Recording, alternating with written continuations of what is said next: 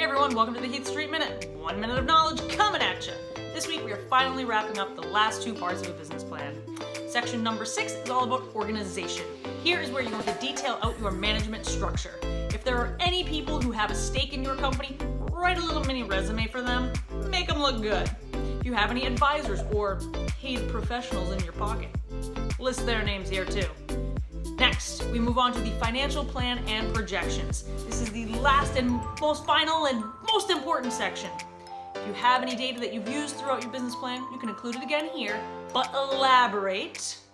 If you have balance sheets or cash flow statements from previous years, include those here. If not, don't worry, we're looking to the future.